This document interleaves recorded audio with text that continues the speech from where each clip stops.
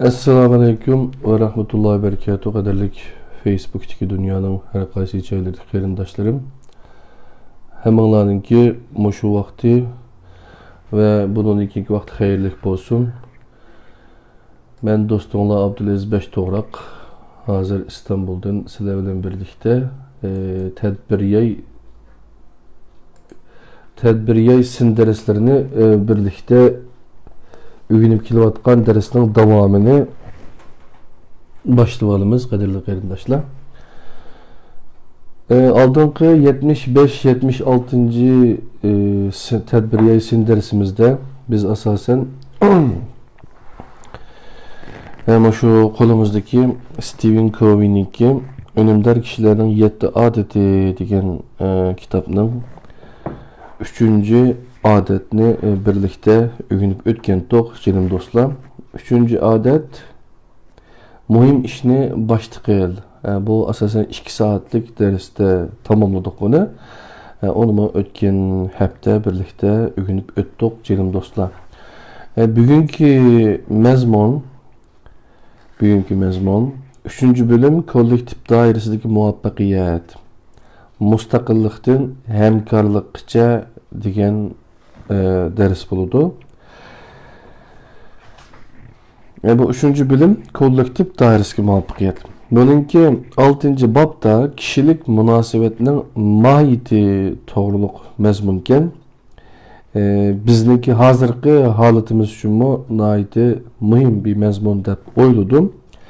Mesela bunun da kirişti nime dep dedisiler? İşenç, amanet koyduğun atalmış hissiyat istiyordu. Başkalar bilen iclinak işenç, amanet koyduğun atalmış hissiyat istiyordu. Başkalar bilen iclinak ötüşte kişilik münasebeti kem bos bulmaydıgan bir xeterlik tuygusu din ibarettir. Hissiyat istiyotunuzdaki amanetini köpeytediğini edep, samimilik, mihir şefkat ve işençten ibarettir. Kopallık, mugamberlik, tehdit, propoza ve yalgancılık katarlıklar hissiyat istiyotunuzdaki kaldıkını azaytıp etedi. Hatta kızıl rakamga ötküzüp etedi de sizni kişilerin işençisinden mehrum kaldırdı deydi kaderli qarindaşlar. Hazır etrafımızda qaraydigan bolsak hemme adamdan işengil bolmaydigan, gumanlandigan aşındaq bir halatga kep qaldık canım dostlar. İşenç bolmasa dostluktan, samimilik bolmasa işençten söz etiş mümkün emas. Samuel Johnson degan Angliyalik lug'atshunos bir adibning degan gapi ekan.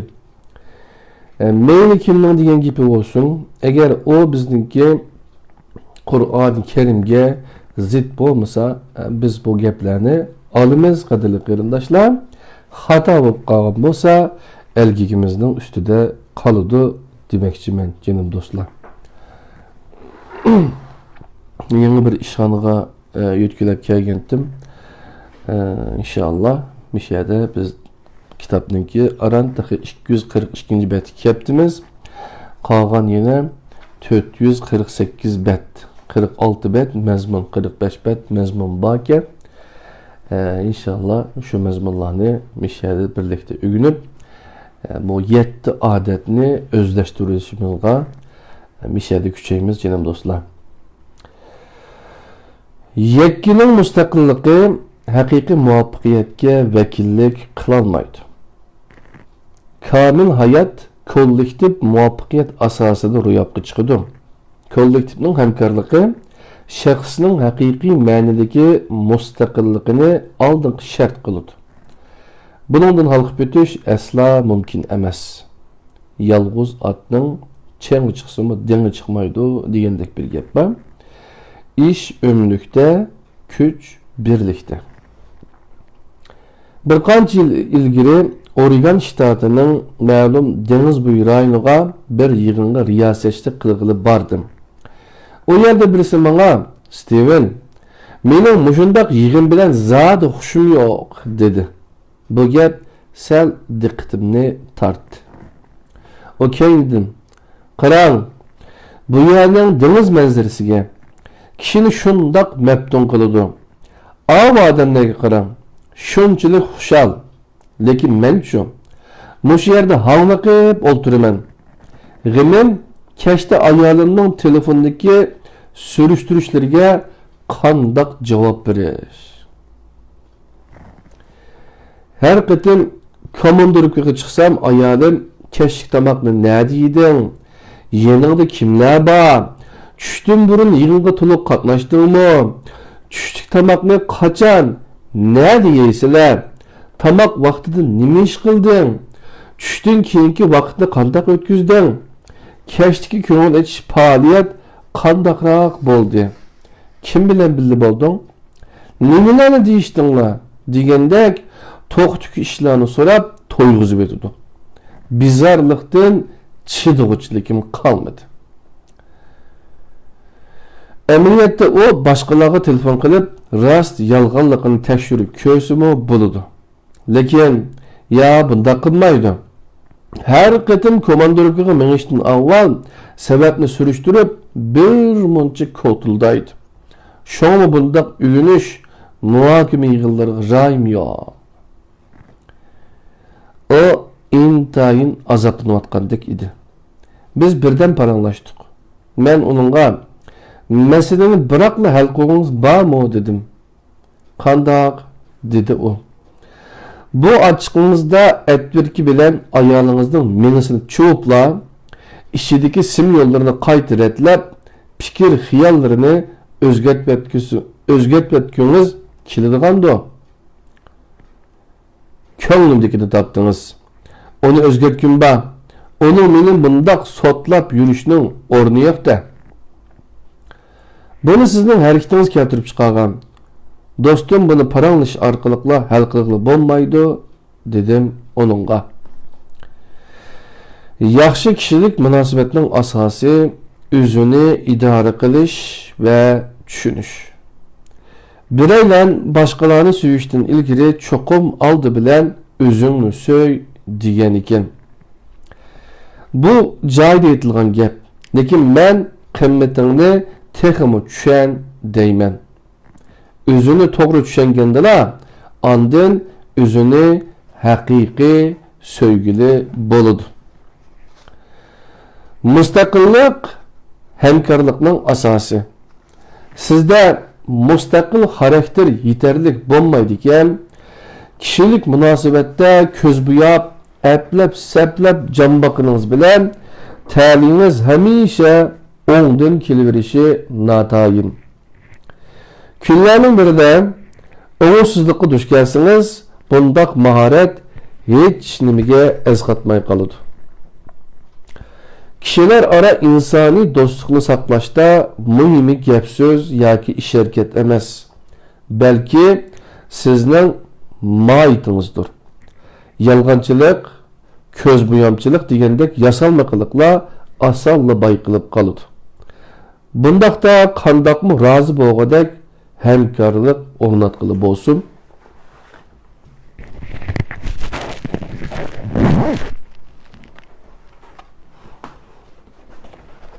Okuvatkanımız kadarıyla qarindoshlar, Stephen Covey'ninki önümdar kişilerinin 7 adeti, The 7 Habits of Highly Effective People. Stephen Covey. Özünü kemalatga yetkizish ommaviy muvaffaqiyatning asosi. Bu xil mahoratni egallab bo'lgandan keyin ko'z oldingizda yana bir yep-yangi soha namoyon bo'ladi. Yaxshi hamkorlik kishilarni quyuq va cho'nqur hissiyat uzuksiz takomillashib va jamiyat uchun tuhfa qo'shish fursatidan bahramand qiladi. Biroq bu odamga osonla qayg'u, hasrat va o'ngishsizlik elib keladigan, hatto tugumas to'salg'ular kishini charchitib etadigan sohadir. Kishilik turmushdagi bexodlik, nishonsizlik qatorliq ojizliklar oğayla sizni alaqsada qilib etishi, her qancha ruhluq bo'lishni o'ylasangizmi, hatto falokatchiliklar diqqatingizni qashaytib, parvosiz bo'lib ketishingiz mumkin.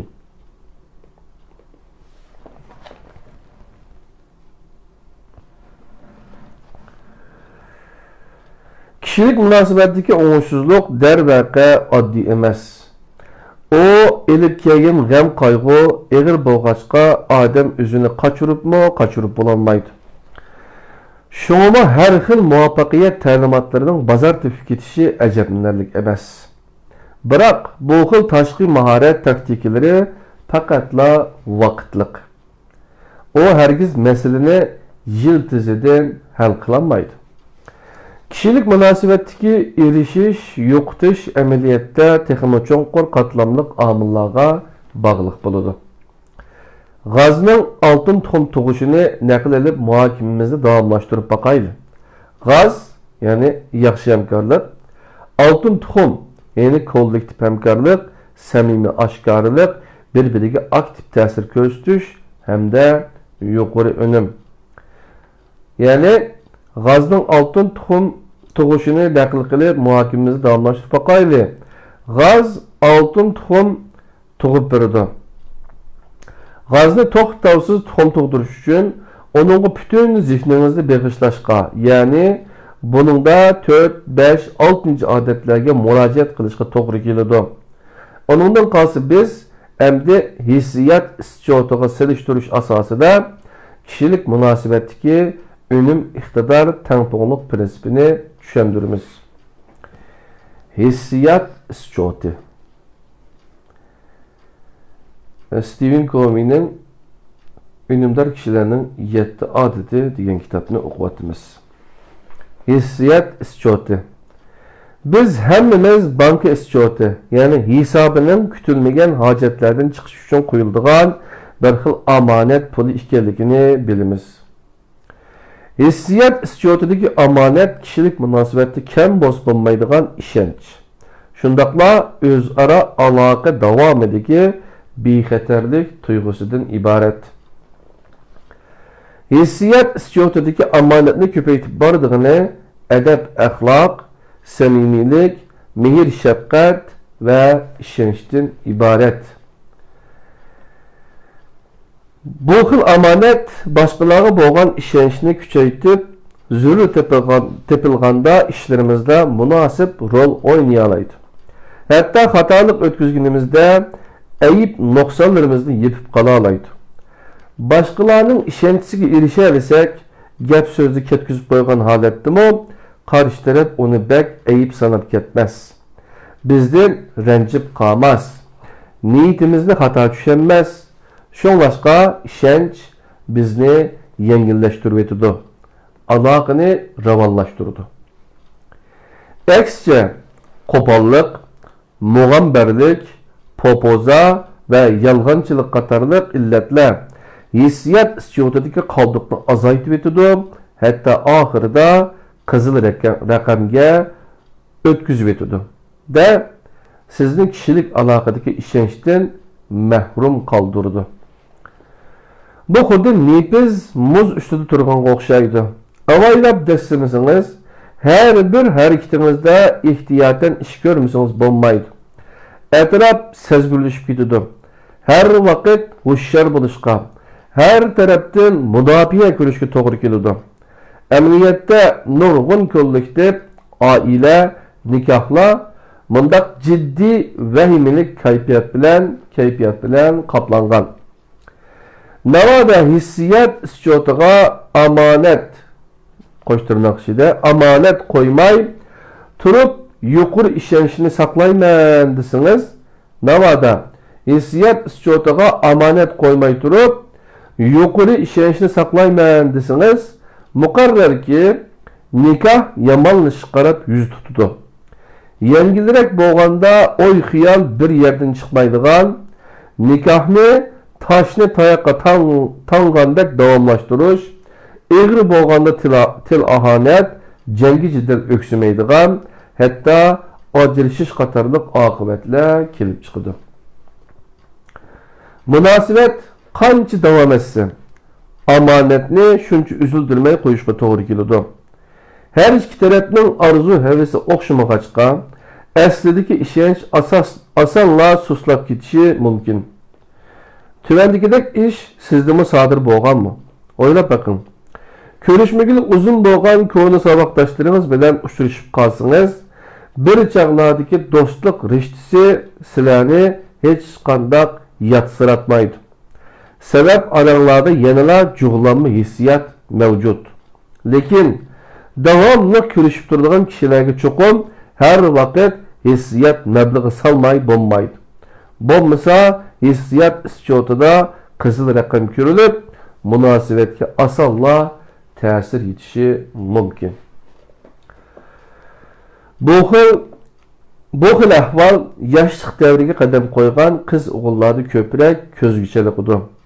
Mubodo o'g'lingizga deydiganingiz, uyni tozalab, ko'ngliningning tugmasini at, tirishib o'qi, uylarg'ini pastroq qo'y, axlat to'kishni unutib qolma degandek buyruq talaffuzdagi gap so'zlar bilan cheklanib qolsa, hissiyat ischyotingizda osonla qizil raqam ko'rilib turganligi gap. Shuning bilan o'g'lingiz cho'ng tanlashlarga duch kelgan vaqtda taklifingizni xushallik bilan qabul qilmaydi. Chunki sizning uningga bergan ishonchingiz bak tuban. Ikkilarning o'rtasiga fikr almashtirish yepiq. O'lik holatda bo'lg'achqa siz har qancha dona bilimlik onunga qo'lingizdan kelishi yordam qilgan bo'lsangizmi, hissiyat ischyotingizdagi amonat ziyoda tuvan bo'lg'achqa qisqa muddatlik hissiyat silinmasi orqali munosabatingizda yuksalish paydo qila olmaysiz. Ehtimol salbiy ta'sir saqlanishi mumkin. Tasavvur qilib bakın. Navada ders tipidan başlapla hissiyat ischyotingizga amonat qo'yishni davomlashtirgan bo'lsangiz, natijasi qanday bo'laydi? Amaliyotda o'g'lingiz bilan bo'lgan munosabatni yaxshilashning fursati nihoyat ko'p. Masalan, u tayyorishga qiziqayotganligini bayqaganingizda tayyorishga munosabatlik jurnaldan birini setib olib, uning alg'ach bosingiz. Yoki u ishlayotgan vaqtda yeniga berib, yordam emasligini so'rab qo'ysangiz. Yoki uni kino ko'rgili apasınız. Yoki marojni olib bersangiz degandek ishlarning hammasi arada nihoyat zo'r ishonch, hissiyat paydo qiladigan ushoq ishlardir. U gap qilayotganda o'z hukmingizni tag'misingiz.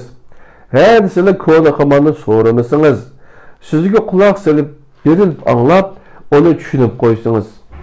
O'zingizning onunga e'tibor beradiganligingizni, onu hurmatlaydiganligingizni his qildirishingiz texmo yaxshi bo'lg'ay.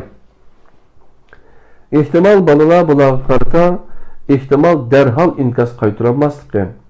Balkim ko'nglida dargumon bo'lib, dadam yana nima o'ylayotgandi? Apam bu qadim yana qandaq neyran ishlatayotgandi degandek o'yladi bo'lishi mumkin. Lekin buni qat'iy davomlashtirganda amonat bargan siri ko'payib, qizil raqam bara-bara yo'qaydi. Esingizda bo'lsinki, önümde sürat qo'g'lishish aqllarning ishi emas. Munosabat o'rnatish, onu sijil davomlashtirishga vaqt ketadi. Navada onun so'g'uq muomalasiga yoki parvosizlikqa qarabla bo'ldi qilib ajringiz bekor ketadi. Onu hergiz sen uchun nimalarni qilmadik, qanchalik qurbonlarni bermadik, sende nimishqi insof yo'q. Biz sana yaxshi bo'lsin dedik-ku, qarg'ana pozitsiyanga qamlashmoqla turding-ku degandek gaplar bilan ayiblamaslik lozim. Albatta, savrichan bo'lish qiyin ish. Buning uchun aktiv pozitsiya, ta'sir chambariki doirasiga ishlarga bo'lgan ahamiyat, qadam-qadam ilgarilaydigan odat bo'lishi, munosabatni yomon ishitib qo'yishdan ehtiyot qilish lozim. Amaliyotda qisqa muddatda unumni qo'lga keltirgili bo'ladigan usul asla mavjud emas.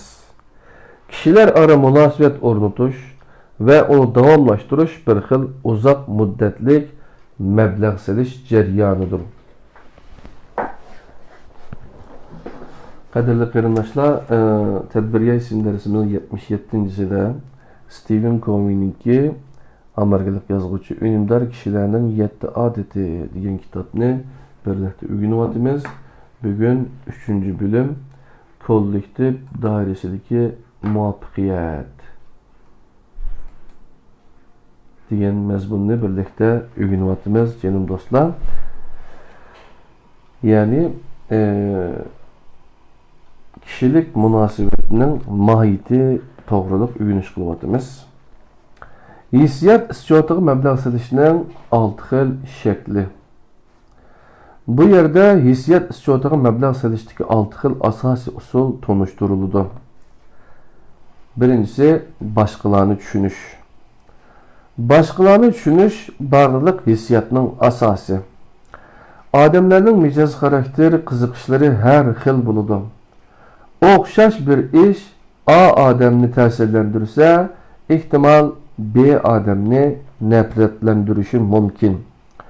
Shunga qarshi tarafni yaxshi tushunganda va uni o'zlashtirganda munosabatni yaxshilig'i bo'ladi. Alayli 6 yoshlik bolangizni toza aldirash vaqtingizda kichkina bir ish uchun sizni avora qildi.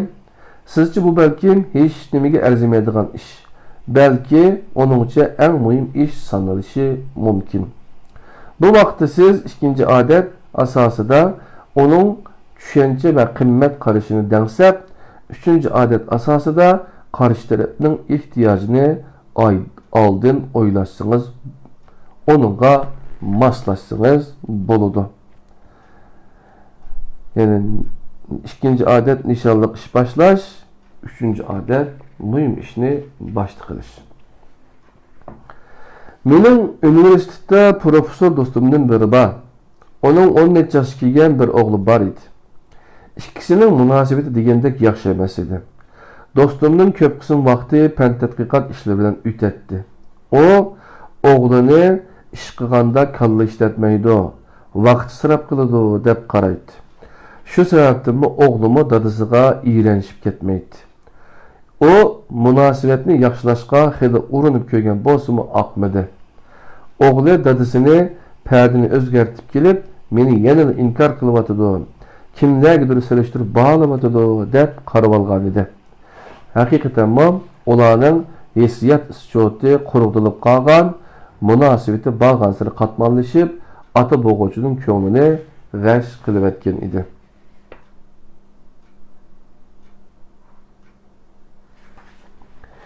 Bir günü men onun bilen navada birer meselege köngül biley desem, onun köngül bildiğin işigimi o'xshashli köngül qo'y degan prinsip haqida paranglashdim. Navada birersiga köngül biley desem, onun köngül bildiğin işigimi o'xshashli köngül qo'y degan prinsip haqida paranglashdim. Onun bu gaplerim ta'sir qildi. Öyge qaytqandan keyin barisi bilan billa uyning qishiga kichik sepil yasamoqchi bo'pti. O nayt kuch ketadigan ish edi. Ota-bola ikkisi bir yoqidan bosh, bir yangdan qo'l chiqarib, 1,5 yil vaqt sarf qilib, bu qurilishni birlikda tamomlabdi. Nurg'un odam boshqalarning o'y fikr va ehtiyojiga subjektiv holda baho berishga ko'nikkan. Ular ko'nglida menda yetarlik hissiyat yo'qlanmasa bor. Chuqur boshqalarga moslashib ketalayman deb o'ylaydi. Ammo natija o'zi o'ylagandek chiqmay qolsa, o'y xiyollari barbod bo'lgandek, uning ichi demiga tushib ketadi. Uning demi ichiga tushib ketadi. Boshqalardan qandoq muomala istasang, o'zingmi boshqalarga shundoq muomala qil deydigan gap bor. Qaramoqqa bu haqqi qilsang o'zingga deganlikdek ko'riladi. Ammo meningcha bu mubada sen ehtiyojimni boshqalar tushunsin deb o'ylasang, oldi bilan boshqalarning ehtiyojini tushun, ondan tushungining asosida ularga yordam ber, ularni qo'lla deganlikdir. Bu xuddi bir qancha bolani nihoyat muvaffaqiyatli qatorga qo'shgan bir otaning farqli muomalalar barabar suyuştur degeniga o'xshaydi. Uşaq halqalarga diqqat qilish. Edep ahlakı selqirash, to'la ko'tildash deganda qaramoqqa muhim emasdek ko'rinadigan uşaq halqalar hissiyat ischodidagi amonatni osonla xo'ritib o'tadi. Emniyatda kishilik munosabatda eng muhimi dal shunga o'xshash uşaq tushak ishlardir. Esimde qilishicha bir qancha yil ilgari har kuni kashkorliqi ikki o'g'lim bilan sirtlarga chiqib aylanib kiratdik. Musobaqa ko'rish, qiymaliq bo'lki yeyish, meva suv ichish va kino ko'rish degandek ishlar bilan mashg'ul bo'lardik. Bir kuni odatimiz bo'yicha kino ko'rgili bordik. Kino yarimlashganda 4 yoshli o'g'lim sho'rim uxlab qoldi. 6 yoshli Steven uxlamagan edi. Kinoni ikkimiz birlikda tugatdik. Kino tugagandan keyin men sho'rimni ko'tarib, chiqib, mashinaning orqa o'rindiqqa yotqizdim va havo sovuq bo'lg'achqa chapanimni silib, yo'gab qo'ydim. Uyga kelgandan keyin sho'rimni yotqizib bo'lib, ondan Stevenni uxlatishga taraddud qildim. Ikkaylan karavotga yetib, shu kuni kashdagi qiziqarli ishlar to'g'risida paranglashdik. Bundaq chaqda o xo'shliqdan qinqiniga patmay cho'ldab ketdi. O kuni o bak charchab ketdimi, aytavur, odatdan tashqari jim bo'lib bilib, hech qanday inkas qaytarmadi. Men buningdan salpal g'ayrilik his qilib turatdim. Steven tuyuqsiz yenichi bo'lib tomga qarab yetib oldi. O'rilib qarasam, ko'z chanoqlari liq yoshga to'lib ketibdi. Nima bo'ldi? Oğlum, men bir ishni xato qilib soldimmi? So'radim jiddiylashib. O javoban, dada, navodi menmi to'g'lab ketsam, meni chopiningda yo'gab qo'yamsan. O kuni biz birlikda shuncha jiq ishlarni qilgan edik. Lekin uning kallasiga eng ta'sir qilgani mening ufkusiga yetkizgan otiliq mehrim bo'ldi. Bu ish menga cho'nqur savoq bo'ldi. Yaş, xizmat, staj deganlarga bakmagan holda to'limi yumshoq va sezgur keladi. Eng qaysar va jimg'or qiyofatning keyniga ko'pincha nozik bir qalb yoshirilgan bo'ladi. Va'dada turish, hissiyat ischodiga zo'r so'mliq omonat qo'yganlik. Lavzda turmaslik ischotdagi omonatni zo'r darajada kamaytayotganlik bo'lib, buning bedeli har qanday yo'qotishdanmi eshib tushadi. Bir qatimliq ishonchdan mahrum qilish odamning obro'yini to'kib o'tadi-da, uni qaytadan tiklab, haq bilan yarishib bilish nihoyat qiyinga to'xtaydi. Men bir dada bo'lish sifatim bilan boshdan oxir mundaq bir prinsipda ching turib keldim. Asan va'da bermayman, va'da bergan ekanman, jazman amal qilaman.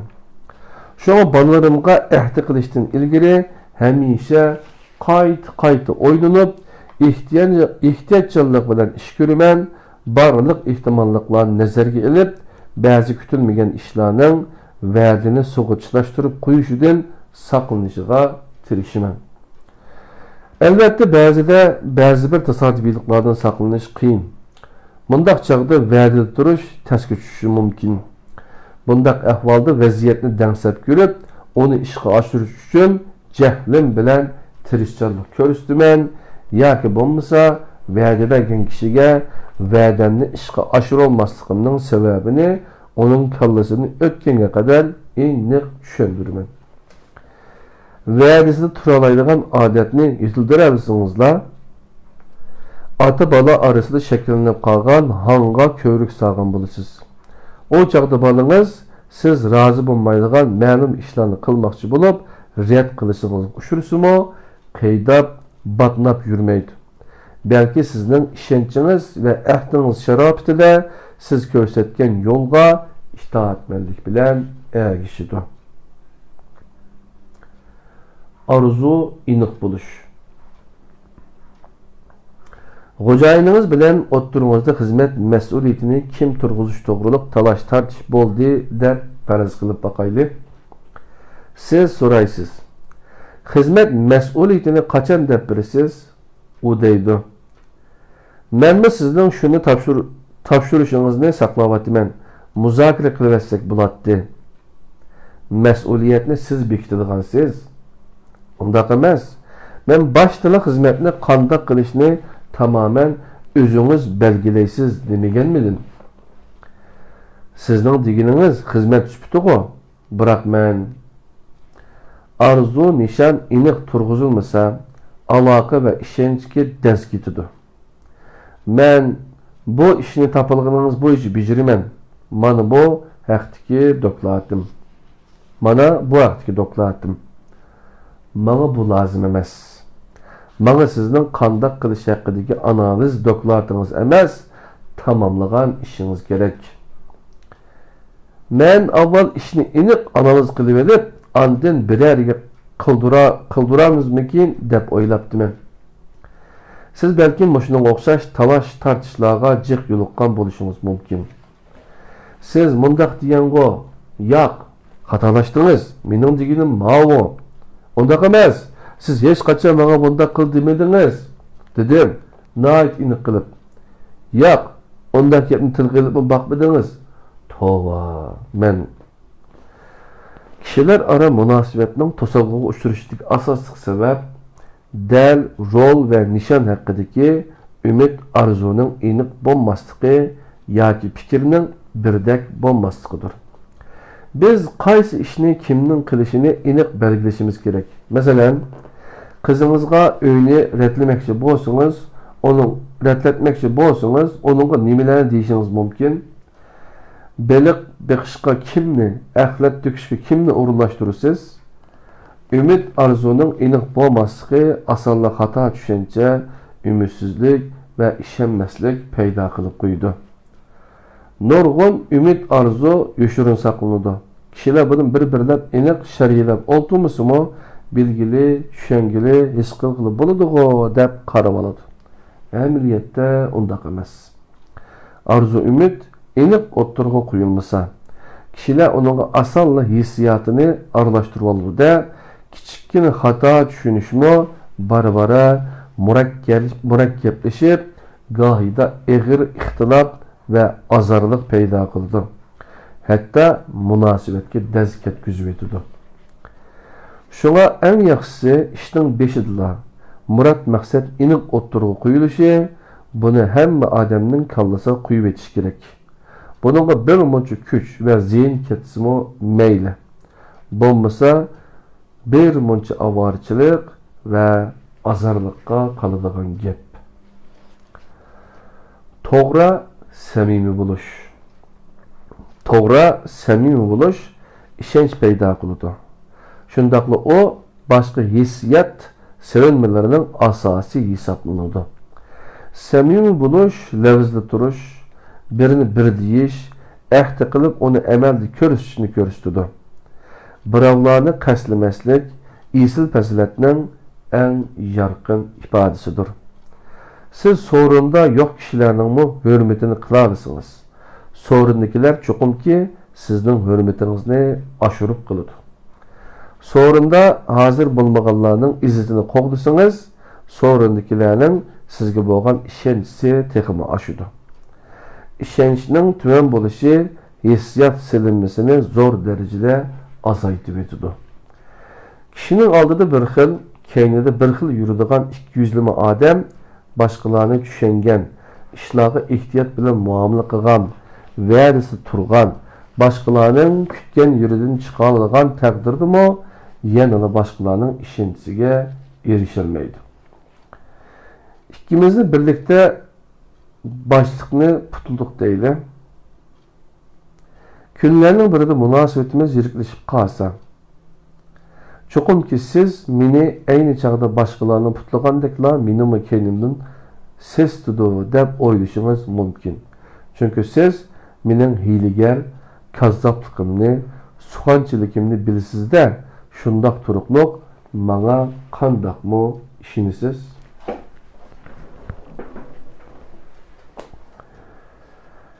Navoda siz boshliqni tanqid qilmoqchi bo'lsangiz, Men tamamen qo'shilganligimni bildirib, onun bilan ko'rishishga birlikda berib, ishlarni yaxshilash ustida o'rtaq maslahatlashish taklifini bersam.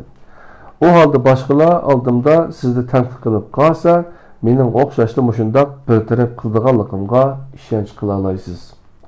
Yana olayli, navada men ishonchingizni erishishni maqsadida boshqalarning shaxsiyatini sizga yeyib bo'lib, aslida bu ishni demasam bo'ladi, yaqin bo'lgandikin deb xo'sh-xo'sh qilsam, mundaq satqinlik bedeliga sizning ishonchingizni erishalamdim. Melcharimcha, siz bu iflos mening gap so'zlarimni boshqalarga sotadi ekan-da deb o'ylashingiz turganli gap. Buningdan shuni ko'rib olishga bo'ladiki, boshqalarning gapini sizga yetkazgan kishi dal suxanchidir. Boshqalarni keyindan setish yoki boshqalarning maxfiyatini sirtqa yeyib etish balkim sizni bir mahal oltin tuxum tepib olganda xushallikqa cho'mdirishi mumkin. Vaholanki, bu vaqtda siz bilib bilmay oltin tuxum tug'adigan g'azni o'ldirib bo'lgan bo'lasiz. Boshqalar bilan bo'lgan do'stligingiz ilgirkidek shod xuram davomlashamaydi. Aksicha, yiriklashishga qarab yuz tutadi. Hamkorlik ishidagi samimiylik hamma kishiga barobar muomala qilishni ko'rsatadi. Shunda qilarsangiz kishilar asta-asta sizga ishonadigan bo'ladi. Balkim kishilar damalliqqa bunga odatlanmasligi mumkin. Chunki boshqalarning keyindan g'aybat qilish kishilardagi o'rtaq ma'naviy kasallik. Bir qozonda qaynayotganlarning beshi ba'zida qozonga sig'maydi. Ot yo'lda, odam vaqtda siniladi. Uzoqqa bardoshlik beradigan samimiyliklar kishilarni ishonchga erishtiradi. O'g'lim Jusha kichik vaqtida doim meni o'yga soladigan bundaq ishni qiladi. Ya'ni kimlargadir chechilib o'zimni tutolmay qolganda, o ko'zimga mexta qadilib turib, "Dada, menga amraqmisan?" deb turib oladi. Onun mening o'ziga mushunda qo'pol muomala qiladigan qilmaydiganligimni belgisi bor deb qiladi. O'qituvchi ham ota bo'lish sifatim bilan shuni bayqab yetdimki, 99 odamni bo'ysundurishdan avval chuqum oldi bilan bir odamni bo'ysundirish kerak ekan. O sabr toqatingizni va yaxshi xuy paylingizni sinashga mahir kishi bo'lsin. Qolgan 99 odam bu bir odamga qilgan muomalangiz orqali o'zlari duch keladigan muomalani albatta his qila oladi. Chunki insonning tabiati tub mohiyatdan o'xshab ketadi. Samimiylik, aldamchilik, saxtapazlik qilmaslik boshqalarning zitiq tegmaslikdan darak beradi. Yolg'on so'z boshqalarni aldash muddaosidagi gap demakdir.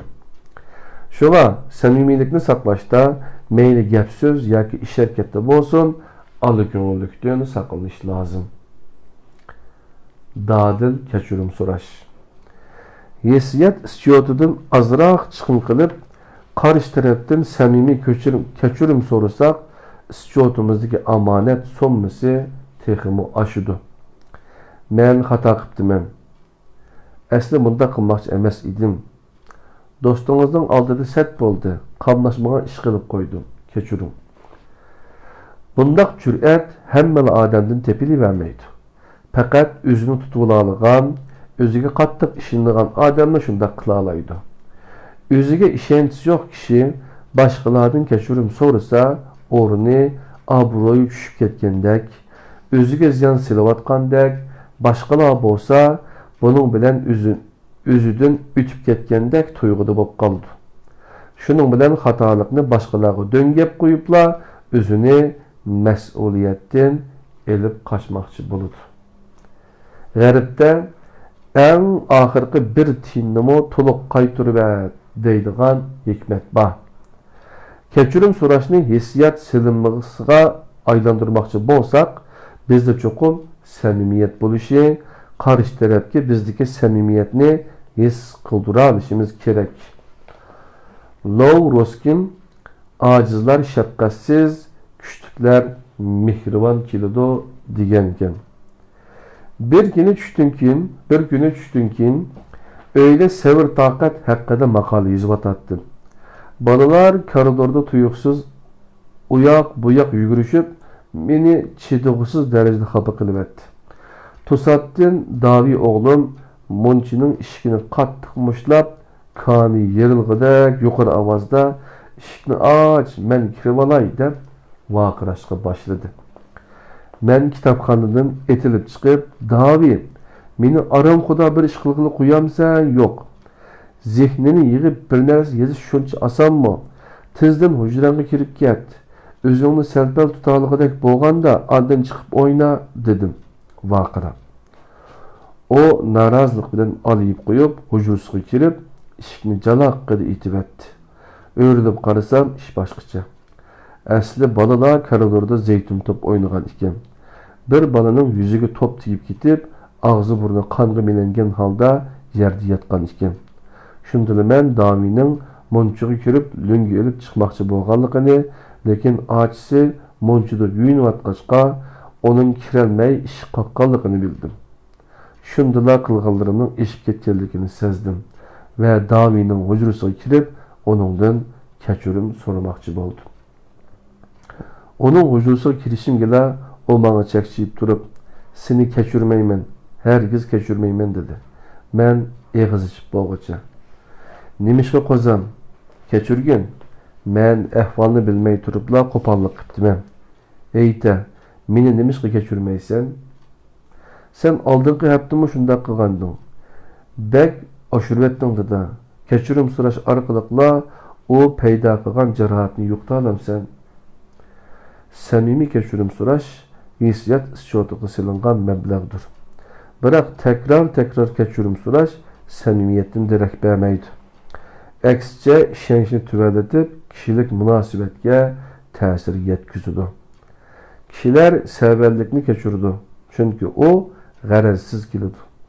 Lekin maqsadlik samimiyatsizlik qilsangiz yoki xatolig'ingizni g'arazlik yo'shirishga urinsangiz, hech kim kechirmas.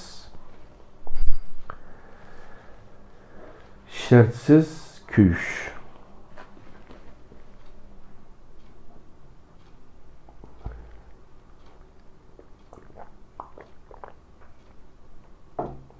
Qadrli qarindoshlar, Stephen Covey'ninki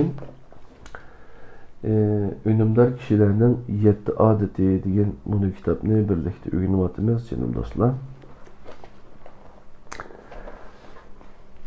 Shartsiz kuyinish kishilarga xotirjamlik va ishonch ato qiladi. O kishilarning o'z-o'zini muayyanlashtirishiga ilhom berib, ularni takomillashtiradi. Uningda hech qanday shart bo'lmaganlikdan cheklanma bo'lmaydi. Ko'ygish tarafmi o'z erki bo'yicha hayotning, yashashning lazzatidan bahra oladi. Shartsiz beg'ishlash albatta ojizlikdan darak bermaydi. Biz prinsip, belgilik chek, o'lchamga tayinimiz. Azar, zahmatsiz kuyimiz shu. Shart kuyinish ko'pincha kuyilgish tarafda psixikalik qarshilik paydo qiladi. Hatto o'zining mustaqil bir tirikchan ekanligini isbotlash uchun qarshi turishdan yonmaydi. Amaliyotda bundaq shartli kuyinish xarakterdagi ojizlik, xamliqning ifodasi bo'lib, sizning yanada nimalarningdir asoratidan qutulmaganligingizning bishoratidir. Bir dağlıq məktəbinin müdürlüğünü ötəydiğən dostum var idi. O balasını muşu məktəbdə oxutuş üçün qılmığını qanmıgan idi. Oynamağan yerdən oğlu o yerdə oxuşunu rədd qılıb, onu poska etib etdi. Oğlu dağlıq məktəbdə oxusa əlbəttə istiqbalı parlaq bulatdı. Onun üstüge onların ailesidekilerden 3 evlat kişi həmmisi de güdək muşu məktəbdə oxub çıxqan idi. Şoğumu dostum bar gücü bilen oğlunu gepki girgizişke ornattı. Valen ki oğlu onun idi. O dadısı üçün oxub birişini xalamaydı. Dadısının nəzərində dağlıq məktəbki kiriş oğludun mühim idi. Mana bu dəl şərtli kuyunuşdur. Şoňa bala öz xahişini qoğdaş üçün mundaq kuyunuşni keskin rədd qılıdı.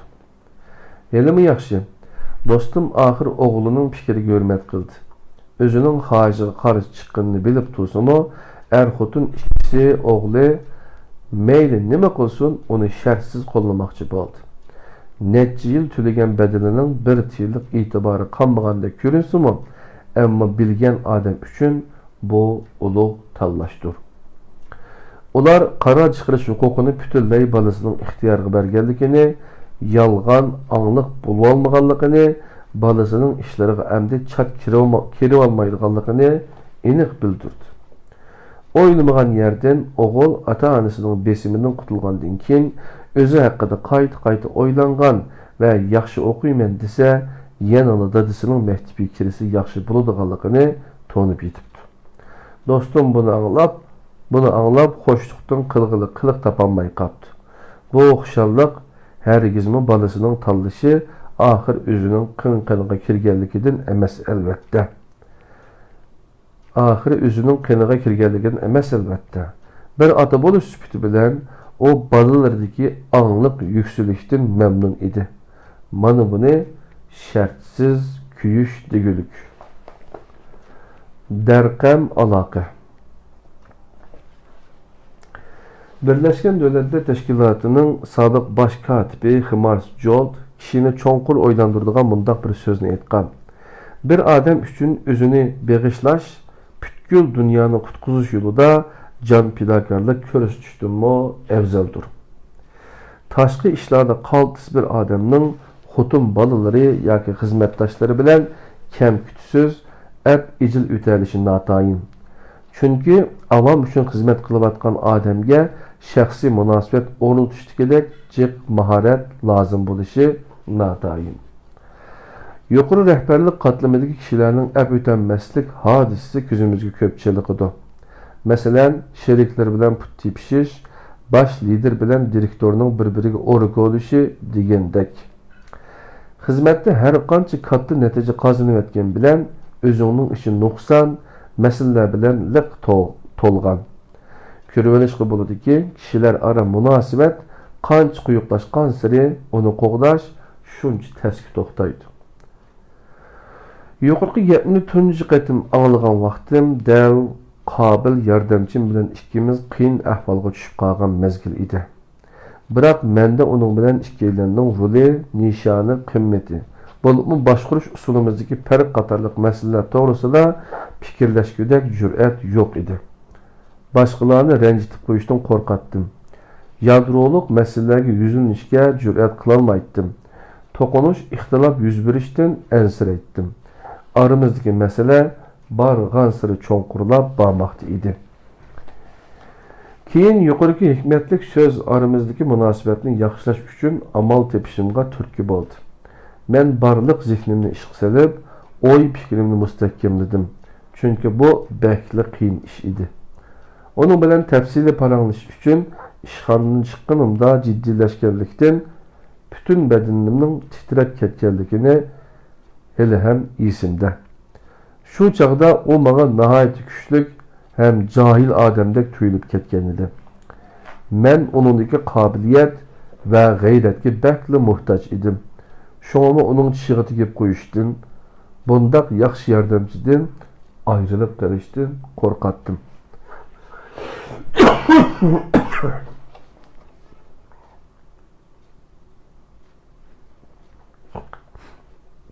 İçimde qayt meşq qilish orqali bir qancha prinsipni o'zlashtirib oldim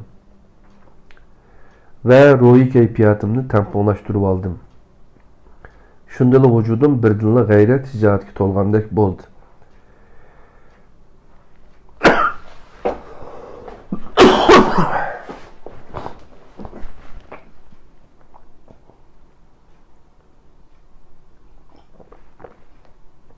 Keçirsizler. İçimde qayt meşq qilish orqali bir qancha prinsipni o'zlashtirib oldim va ruhiy kayfiyatimni tampонlashtirib oldim. Shundala vujudim birdinla g'ayrat tijoratga to'lgandek bo'ldi. Rasmiy suhbatlashganda uningmi menda qiynalganligini, men bilan samimiy suhbatlash orzusining borligini sezdim. Chiroyidan ham kamtarligi mana chiqib turadi. İkimizden bütünley okşamaydıgan başvuruş istilimiz şirket xodimlarini gangirtib qo'ygan edi. Söhbət arqılıq biz axır bu məsələnin mövcudluğunu tonib yetdik və bir neçə rət fikir almashtırış arqılıq saqlanğan məsələni tepib bu haqda müzakirələşib çıxdıq. Həm bu məsələni bir-birləb həll qıldıq. Bu işdən kin özara düşünüşümüz çonqurlab, həmkarlığımız texmo müstəhkəmləndi. Bunundan şunu görülüşü buladı ki, bir münasibət kişilik hayattaki en asasi şekil bulup, onu yüksek insani pəzilət bağlab dururdu. Deyimiz ki, fəqət ammavi işlerini başquruş mahirətdən buluşula küpayi qılmaydı.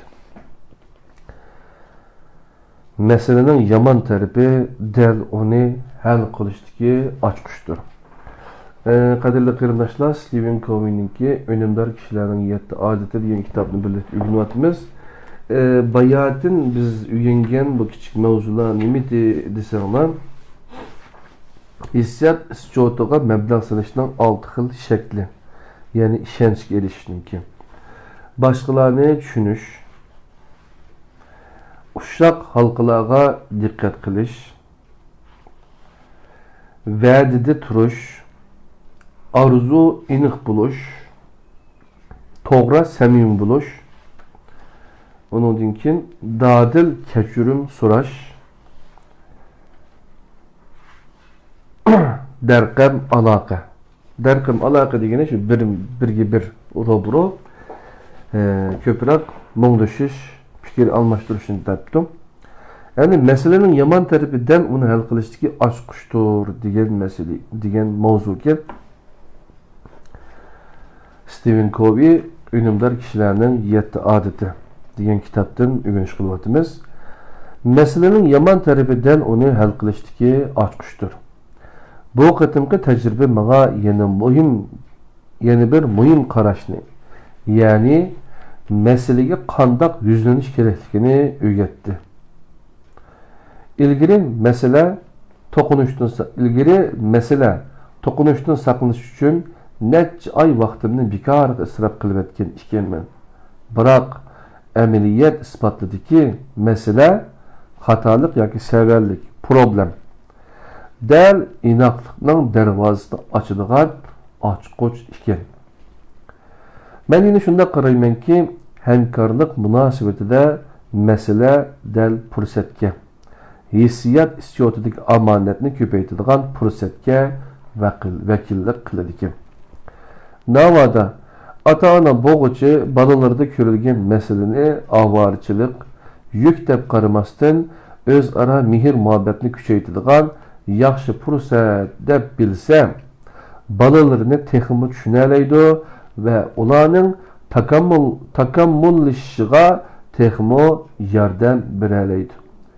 Ular arasidagi munosabatda zo'r darajada yaxshilanish bo'ladi. Bolalari biror masalaga yo'liqib, ota-onasidan yordam so'rasa, ular "Voy Xudo, yana nima bo'ldi?" deb chalvoqmasdan ko'nglida "Mana, yana bolalarimga yordam beradigan bir fursat kelibdi. Munosabatimiz yana ilgirlash bo'ladigan bo'ldi" deb o'ylayolsa, mesele aloqa hissiyatni kuchaytiradigan apchil qurolga aylanadi. Bu hargiz sal qaraydigan ish emas.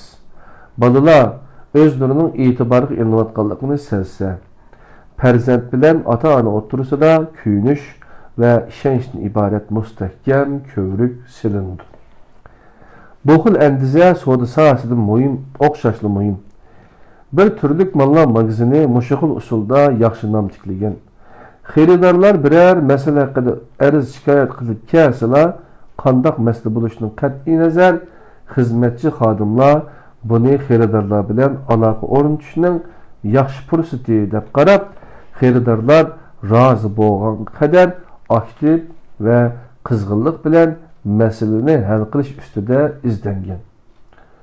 Ularning adablik ve etraflık mülazimeti xeridorlarning e'tirof qilishiga erishib, ular kun suri inovat topgan. Önüm bilan iqtidor orasidagi muvozanatni önüm yaratishdagi muhim omil deb taniydiganmiz. O holda saqlangan masala iqtidorni yuqori ko'tarishdagi tepilmaz fursatga aylandi. dedik kadirli qarindaşlar. Şunun bilen bugün planlanan dersimiz yani 6. bab kişilik münasebet doğruluk, kişilik münasebetinin mahiyeti doğruluk dersini mezmununu birlikte ügünüp öttük. Okuvatkan kitabımız Amerikalık yazgıcı Stephen Covey'nin Önümdar kişilerin 7 adeti, The 7 Habits of Highly Effective People degan kitap.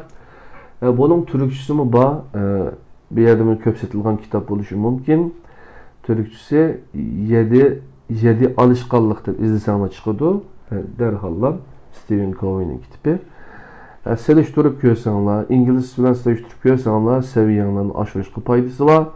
Ben çıkarıp koygan şu videonun xət bayırı bassanlar, en aslında şu kitabınki summary bir nimesi var. Yani bu kitabın yığınçaq məzmununu bir dağınlıq speaker deb qoydu. Avaz artisti oxub diken. Şunu anlap İngiliz seviyenlerini yukarı kütərsanlar, bunu da qadirli qarindaşlar. Şundan da yedik asaslık nəysə, asaslık gap. Bunu yazgan adam Amerikalık kim? Lekin onun bir insan. Belki başka Hristiyan dininin işinde oldu. Hem insanın ortak kemçilikleri, alay, artıqçılıklı doğruluk meselelerini oturup kuyavatıdı. İşençsizlik, birbirimizin gumanlanış, bu, keçirim soğumaslı, hatalık ötküzüş, hatalıkını kubul kılanmaz, bu diyendek nurgun işler bütkül insanlarda var iş.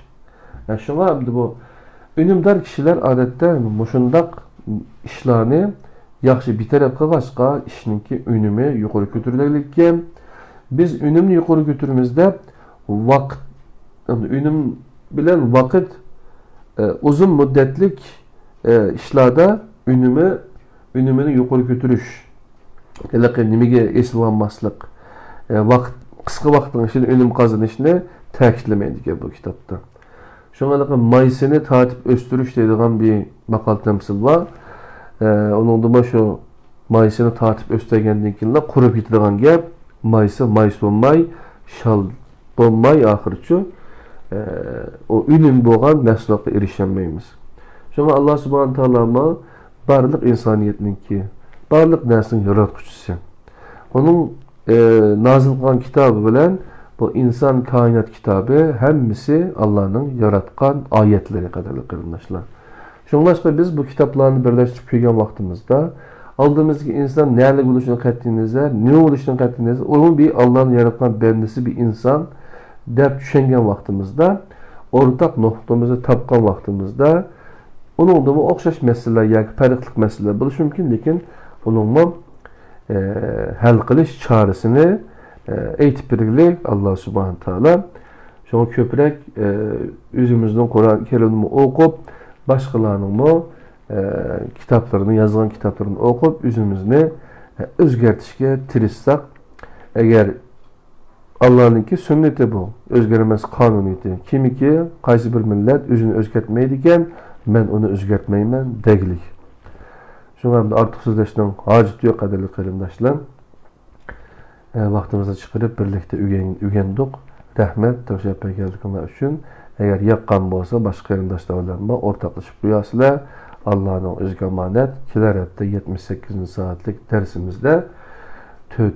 adetini birlikte ügünümüz. Allah'ın özgü emaneti. Selamun Aleyküm ve Rahmetullahi ve Berekatuhu.